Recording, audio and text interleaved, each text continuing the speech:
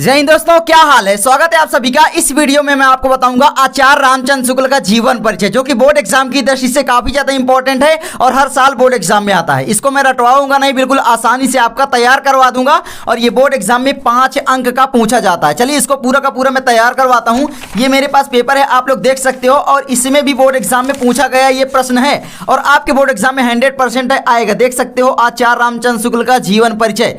तो ठीक है, तो चलिए इसको तैयार करवाता हूं आपको, और बिल्कुल आसान भाषा मैंने लिख रखा है, आप लोग देख सकते हो पूरा का पूरा। चलिए इसको तैयार करते हैं। सबसे पहले आप लोग लिखोगे जीवन परिचय आचार्य रामचंद्र शुक्ल। उसके बाद लिखोगे आचार्य रामचंद्र शुक्ल का जन्म सन 1884 ईस्वी में उत्तर प्रदेश राज्य के बस्ती जिले के अगोना नामक ग्राम में हुआ था। तो इनका जन्म हुआ था अगोना नामक ग्राम में, मतलब गांव अगोना है, जिला जो है वो बस्ती है, और उत्तर प्रदेश। आप बोर्ड एग्जाम यूपी बोर्ड की तैयारी कर रहे हो तो मतलब उत्तर प्रदेश, ठीक है। बस्ती जिला है, अगोना नामक ग्राम में हुआ था। बस इतना याद कर लो। जो भी इंपॉर्टेंट चीजें मैंने लाल पेन से लिख रखा है पहले ही। इनके पिता का नाम पंडित चंद्रवली शुक्ल एवं माता का नाम विभासी देवी था। तो इनके पिता का नाम था पंडित चंद्रवली शुक्ल और माता का नाम विभासी देवी था। इनकी प्रारंभिक शिक्षा पिता के पास मिर्जापुर में हुई थी। याद रखोगे, इनकी जो प्रारंभिक शिक्षा हुई थी इनके पिता के पास मिर्जापुर में हुई थी, मतलब कि भैया इनके पिता जो है वो मिर्जापुर में रहते भी रहे होंगे, तो इसीलिए तो इनकी प्रारंभिक शिक्षा इनके पिता के पास हुई ना। तो आप ऐसे पूरी कहानी के तौर पर तैयार करो, ठीक है। इन्होंने मिशन स्कूल से 10वीं की परीक्षा उत्तीर्ण की। मिशन स्कूल बहुत ही फेमस स्कूल है और इन्होंने वहां से 10वीं की परीक्षा उत्तीर्ण की, जैसा कि आप लोग 10वीं में हो, ठीक है। तो 10वीं की परीक्षा मिशन स्कूल से इन्होंने उत्तीर्ण की, आप लोग याद रखना, बहुत ज्यादा इंपॉर्टेंट है। उसके बाद है इन्होंने इंटरमीडिएट की परीक्षा के लिए इलाहाबाद में दाखिला लिया। इलाहाबाद मतलब प्रयागराज जिसको बोला जाता है, जहां पर महाकुंभ है ना, तो महाकुंभ जहां पर लगा हुआ है। तो इन्होंने इंटरमीडिएट की परीक्षा के लिए इलाहाबाद में दाखिला लिया, किंतु परीक्षा से पहले ही विद्यालय छूट गया। अब देखो, विद्यालय छूट गया तो इसका कोई ना कोई कारण रहा होगा ना। तो इनका कारण क्या क्या है देखो। शुक्ल जी गणित में विषय में बहुत ही कमजोर थे, मतलब कि शुक्ल जी गणित विषय में अत्यंत कमजोर थे, बहुत ही कमजोर थे, जिसके कारण इनका विद्यालय छूटा था। तत्पश्चात क्या हुआ कि मिर्जापुर के न्यायालय में इन्होंने नौकरी कर ली, ठीक है। तो याद रखोगे, मिर्जापुर के न्यायालय में क्या की इन्होंने, नौकरी प्रारंभ कर दी या नौकरी कर ली, एक ही बात है। देखो, आप अपनी भाषा में लिखना जो भी हो, है ना, मैं आपको रटवा नहीं रहा हूं, बस आपको समझा रहा हूं।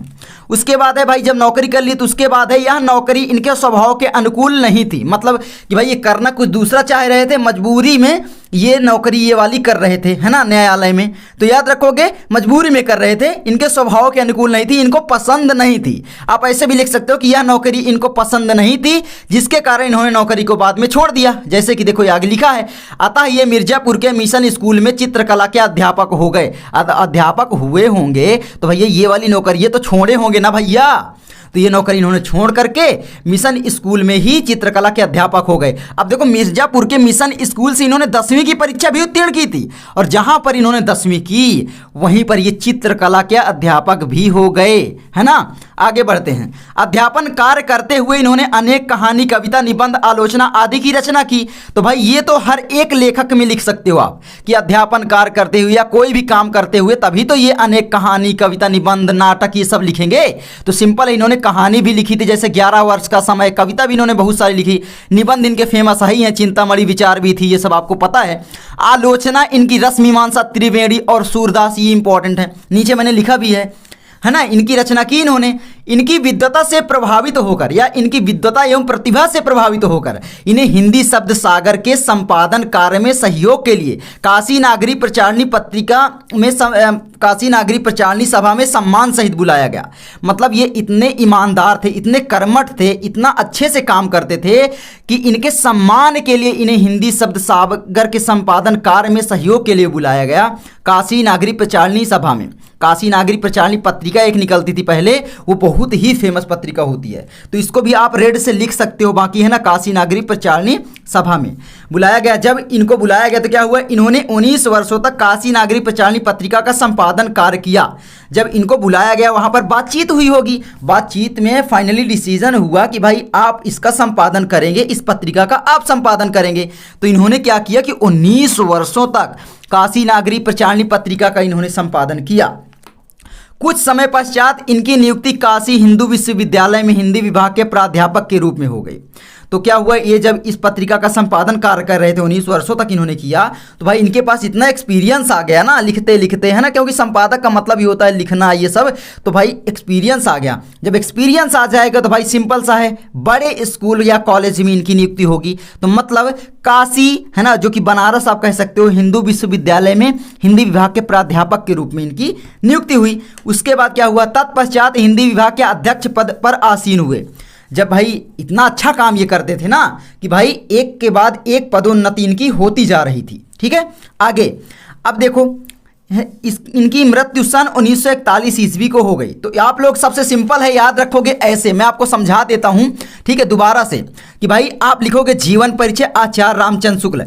अब देखो यहां पर लिखने का तरीका बताता हूं, ये आपकी कॉपी है, ठीक है। अब ये मान लो आपकी कॉपी है, तो आपको क्या करना है, इधर आपको पटरी से एक लाइन खींच लेना है इस तरीके से, छोटी सी, कुछ भी। सबसे पहले या तो आप लिखोगे इनका जन्म कब हुआ, ठीक है, जन्म के बाद आप लिखोगे जन्म स्थान भी लिख सकते हो, ठीक है। तो जन्म स्थान, स्थान क्या हुआ, बस्ती है ना, गोना नामक गांव है ना, उत्तर प्रदेश है, तो जन्म स्थान आप लोग लिख सकते हो, ठीक है। इनकी मृत्यु भी आप लिख सकते हो, पहले ही लिख सकते हो, कोई दिक्कत नहीं है ना। अब यहाँ पर आप लिख सकते हो माता का नाम, है ना, माता, फिर आपका माता का नाम, है ना, इस तरीके से आप राइटिंग से लिखोगे, है ना। इधर पिता का नाम हो गया, पिता का नाम, ठीक है, इस तरीके से आप लिखोगे। जैसे कि इनका जन्म कब हुआ, तो आप लोग देखोगे 1884 ईस्वी को हुआ था, तो आप लिखोगे जन्म कब हुआ, 1884, है ना, ईस्वी को, ठीक है, सिंपल आपका हो गया। जन्म स्थान क्या है भैया, छोटे से बड़े की तरफ जाया जाता है ना, जैसे आप गांव एड्रेस लिखते हो तो इनका सबसे पहले गांव लिखेंगे, तो गांव क्या है भैया, आगोना, तो यहां पर आप लिखोगे, है ना, आगोना, ठीक है, आगोना, ठीक है, गोना। जिला क्या है भैया, जिला आपका है बस्ती, ठीक है, और यहां पर कॉमा करके लिख दोगे उत्तर प्रदेश, है ना, उत्तर प्रदेश, समझ जाएगा एग्जामिनर, ऐसे लिख दोगे। मृत्यु इनकी कब हुई थी, तो 1941 ईस्वी में हुई थी, सिंपल है, आप लोग लिख दोगे, है ना। इधर देखो ना, 1941 में इनकी मृत्यु हुई थी, है ना। उसके बाद आप लोग क्या लिखोगे, माता का नाम जैसे इनके क्या था, तो माता का नाम जो भी था, है ना, विभासी देवी, तो आप लोग लिख लोगे विभासी देवी, विभासी, है ना। उसके बाद है देवी। पिता का नाम पंडित चंद्रबली शुक्ल, तो लिखोगे पंडित चंद्रबली शुक्ल, चंद्रबली शुक्ल, ठीक है, इस तरीके से। अब यहां पर ये इंपॉर्टेंट चीजें हैं, है ना। अब महत्वपूर्ण चीजें भी आप लिख सकते हो कि भाई इन्होंने काशी नगरी प्रचारणी पत्रिका में संपादन किया, थोड़ा सा लिख दो, या फिर आप डालोगे एक हेडिंग कि भाई महत्वपूर्ण रचनाएं, लिखोगे कृतियां या रचनाएं, जो भी लिखना है, रचनाएं। चलो रचनाएं इनकी क्या क्या हैं, आप लोग शॉर्ट में इनकी इंपॉर्टेंट लिख दो, जैसे कि इनका निबंध हो गया, है ना, आप लिखोगे चिंतामणि, चिंतामणि, है ना, और क्या है विचार वीथी, विचार वीथी, इस तरीके से आप लोग लिखोगे, ठीक है। उसके बाद इनकी जो भी है ना अलग अलग लाइनों में, जैसे अब यहाँ पर देखो इनकी रचनाएं क्या क्या हैं। महत्वपूर्ण रचनाओं में इनका आता है सबसे पहले निबंध, ठीक है। तो निबंध आप लोग क्या लिखोगे कि भाई चिंतामणि एवं विचार वीथी, इनके इंपॉर्टेंट निबंध हो गए। आलोचना में सबसे इंपॉर्टेंट है रसमीमांसा, त्रिवेणी और सूरदास। इतिहास में हिंदी साहित्य का इतिहास, ये रचनाएं याद कर लो, बहुविकल्पी में भी आ जाती हैं, तो बहुविकल्पी में आएंगी तो आपके और नंबर दिला के जाएंगी। तो इस तरीके से आपको ये जीवन परिचय लिखना है। कैसी लगी ये वीडियो कमेंट करके जरूर बताना। मैंने आपको पूरा का पूरा याद करवा दिया है, बस आपको इतना याद कर लेना है। उसके बाद आपको ये बना करके कहानी के तौर पर लिख देना कि भाई इन्होंने मिशन स्कूल से 10वीं की परीक्षा उत्तीर्ण की, अपने पिता के पास रहते थे, मिर्जापुर में रहते थे, और वहीं से इन्होंने 10वीं किया। क्या किया भैया, मिशन स्कूल था, वहाँ से 10वीं की परीक्षा उत्तीर्ण कर लिए। अब परीक्षा उत्तीर्ण करने के बाद भाई लोग 12th में नाम लिखाते हैं, सीधे आप 12th में आ जाओ कि भाई इन्होंने 12वीं की परीक्षा के लिए इलाहाबाद में दाखिला लिया, परंतु इलाहाबाद में क्या हुआ, इनका मन नहीं लगा, या इनकी जो गणित थी वो कमजोर थी, जिसके कारण विद्यालय छूट गया, है ना। विद्यालय छूटने के बाद कुछ नौकरी भी करेंगे, तो भाई नौकरी में क्या क्या किया इन्होंने, वही है ना कि भाई क्या हुआ, कानून को जो इनके पिता थे, तो भाई उसी जो वहाँ पर है ना अदालत, तो वहाँ पर तहसील आप कह सकते हो, वहाँ पर ये नौकरी करने लगे, न्यायालय में, है ना, न्यायालय अदालत में। तो न्यायालय में इन्होंने नौकरी किया, लेकिन वो नौकरी इनको पसंद नहीं थी, छोड़ दिया। ऐसे कहानी के तौर पर याद करो। छोड़ने के बाद मिशन स्कूल में ही चित्रकला के अध्यापक हो गए। अध्यापन कार्य करते हुए इन्होंने बहुत ही कहानी, कविता, नाटक, जीवन, इन सब की रचना की। रचना करने के बाद क्या हुआ, सिंपल सा है कि भाई इन्होंने आगे बढ़ गए। तो आगे आप लोग पढ़ लोगे फिर इस तरीके से, ठीक है। जो मैंने आपको बताया कहानी के तौर पर ऐसे याद करोगे तो बोर्ड एग्जाम में आपको भूलेगा नहीं। चलिए मैं मिलता हूं आपसे अगली वीडियो में। जय हिंद, जय भारत। कैसी लगी वीडियो अपने दोस्तों के पास जरूर शेयर करना और लर्न मंत्रा एप्लीकेशन को डाउनलोड कर लेना, जहां पर आपको हैंड रिटेन नोट्स बिल्कुल फ्री में बहुत सारी चीजें मिलती रहेंगी।